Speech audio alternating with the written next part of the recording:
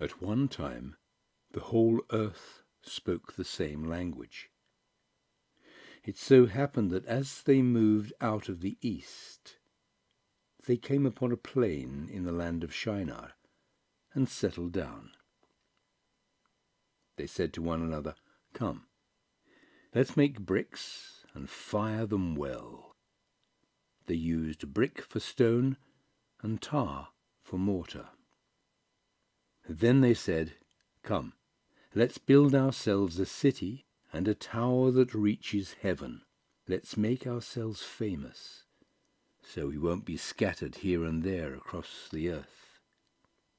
God came down to look over the city and the tower those people had built. God took one look and said, "One people, one language. Why, this is only a first step. No telling what they'll come up with next. They'll stop at nothing. Come, we'll go down and garble their speech so they won't understand each other." Then God scattered them from there all over the world, and they had to quit building the city. That's how it came to be called Babel, because there God turned their language into Babel. From there God scattered them all over the world. This is the story of Shem. When Shem was 100 years old, he had Arphaxad. It was 2 years after the flood.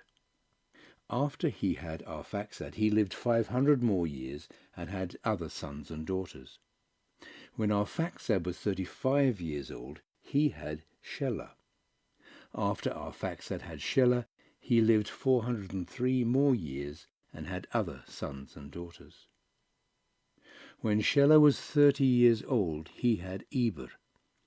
After Shelah had Eber, he lived 403 more years and had other sons and daughters. When Eber was 34 years old, he had Peleg. After Eber had Peleg, he lived 430 more years and had other sons and daughters. When Peleg was 30 years old, he had Reu. After he had Reu, he lived 209 more years and had other sons and daughters. When Reu was 32 years old, he had Serug. After Reu had Serug, he lived 207 more years and had other sons and daughters. When Serug was 30 years old, he had Nahor. After Serug had Nahor, he lived 200 more years and had other sons and daughters. When Nahor was 29 years old, he had Terah. After Nahor had Terah, he lived 119 more years and had other sons and daughters. When Terah was 70 years old, he had Abram, Nahor, and Haran.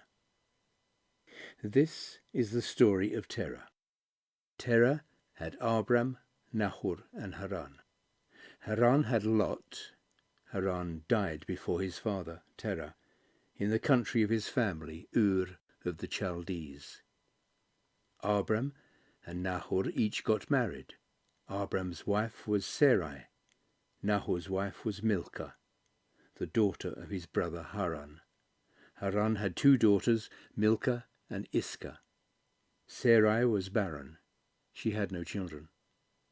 Terah took his son Abram, his grandson Lot, Haran's son, and Sarai, his daughter-in-law, his son Abram's wife, and set out with them from Ur of the Chaldees for the land of Canaan.